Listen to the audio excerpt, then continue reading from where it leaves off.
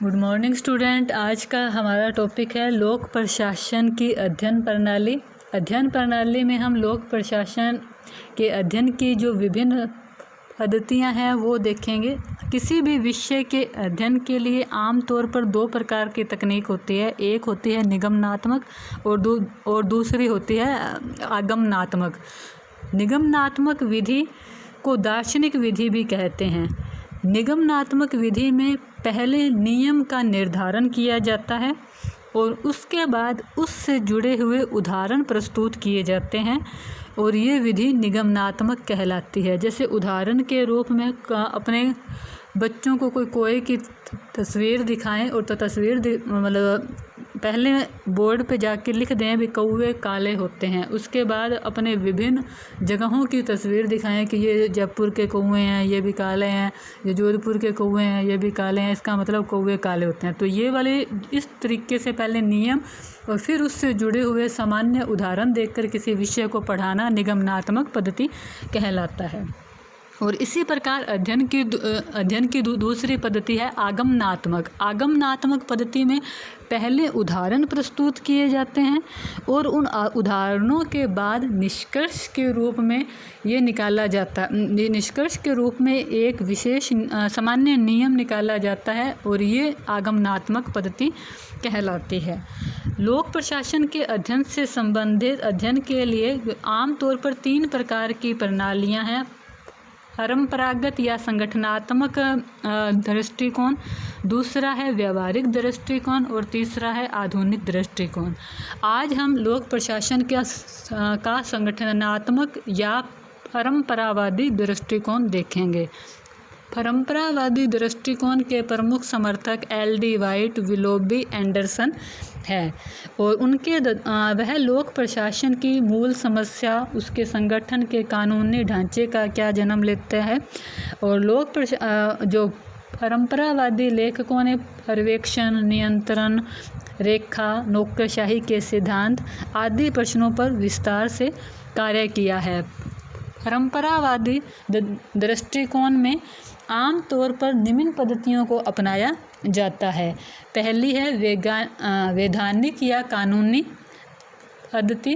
वैज्ञानिक व कानूनी पद्धति को यूरोप के जर्मनी, बेल्जियम, फ्रांस आदि देशों में अपनाया जाता है और जो कानूनी पद्धति का सर्वप्रथम उपयोग फ्रैंक जे गुडनो ने किया था।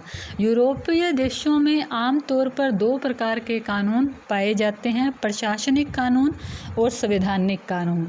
संवैधानिक कानून जो संविधान से जुड़ी हुई संस्थाओं जैसे कि सरकार के 3 अंग हैं उनसे जुड़ी हुई संस्थाओं की व्यापक रूप से व्याख्या करते हैं।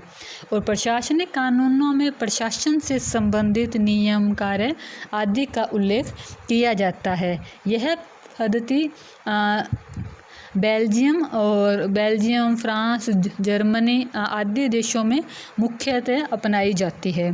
उसके बाद दूसरे नंबर पे आएगी ऐतिहासिक पद्धति।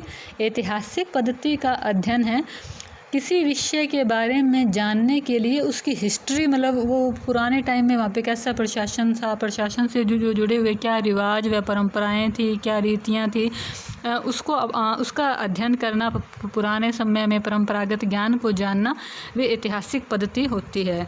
ऐतिहासिक पद्धति का भारत के अंदर भी इसका प्रयोग किया जाता है। जैसे कौटिल्य की रचना अर्थशास्त्र से हम उस समय के मौर्य काल का जो प्रशासन है उसके बारे में जानते हैं, वह ऐतिहासिक ज्ञान के अंदर शामिल होता है।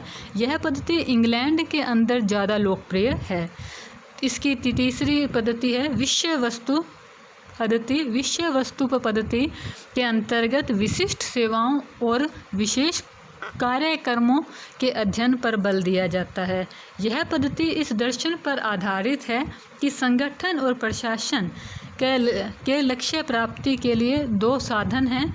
इसके विशिष्ट सेवाओं मतलब कोई खास सेवाएं हैं जैसे आईएएस, आरएएस आदि और विभागों के जो अभिलेख हैं, सांख्यिकी है और उनके शोधकर्ताओं के प्रतिवेदन हैं आदि का अध्ययन करना विषय वस्तु पद्धति में आता है। इस पद्धति का सर्वाधिक प्रयोग भारत में किया जाता है। यह पद्धति भारत के अंदर शिक्षा, पुलिस, राजस्व नेक्स्ट है वैज्ञानिक पद्धति। लोक प्रशासन के क्षेत्र में वैज्ञानिक दृष्टिकोण को लोकप्रिय बनाने का जो श्रेय है वो F.W. टेलर को जाता है। F.W. टेलर ने निजी जो प्रशासन है वो और लोक प्रशासन के क्षेत्र में कार्य कुशलता से संबंधित जो समस्याएं थी और जो मौलिक भिन्नताएं थी उनको लेकर वैज्ञानिक आधार पर खोज की।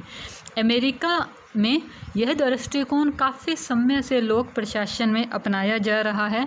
लोक प्रशासनिक कर्मचारियों की कार्य कुशलता को कैसे बढ़ाया जाए, निजी प्रशासन की भांति विचारधारा का किस प्रकार लोक प्रशासन में प्रयोग किया जाए, लोक प्रशासन में वैज्ञानिक टेक्निक्स का उपयोग करना जैसे पर्यवेक्षण, विश्लेषण आदि सामान्य सिद्धांतों का निरूपण किस सीमा तक किया जा सकता है, यह वैज्ञानिक दृष्टिकोण के अंतर्गत आता है। अब है पारिस्थितिकी पद्धति या इकोलॉजिकल अप्रोच। पारिस्थितिकी पद्धति लोक प्रशासन के अंदर ये मानकर चलती है कि प्रशासन और जो भौगोलिक जो कंडीशन है उसका मानव के स्वभाव व्यवहार के ऊपर फर्क पड़ता है। तो जो प्रशासन की काम करने की जो टेक्निक है, जो प्रोसेस है, वो उस क्षेत्र की भौगोलिक स्थिति के हिसाब से होती है, लोगों के व्यवहार के हिसाब से होती है। इसीलिए लोक प्रशासन के अंदर अच्छी गुणवत्ता लाने के लिए या प्रभावशाली निर्णय लेने के लिए सभी जगह एक जैसे नियमों को लागू नहीं किया जा सकता। हर क्षेत्र की जो इकोलॉजिकल के अनुकूल वहाँ के लिए नियम बनाने होंगे। इस दृष्टिकोण के फेमस विद्वान प्रोफेसर फ्रैंक W. रिंगस हैं।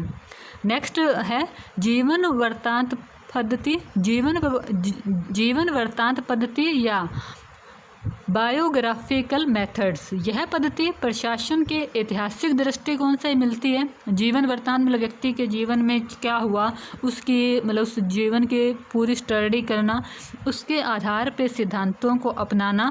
यह पद्धति आमतौर पर अमेरिका व इंग्लैंड के अंदर अपनाई जाती है।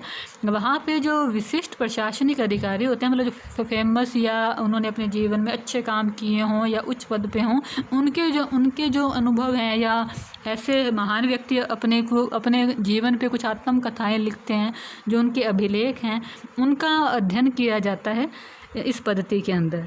और परंपरागत दृष्टिकोण की लास्ट पद्धति है राजनीतिक पद्धति।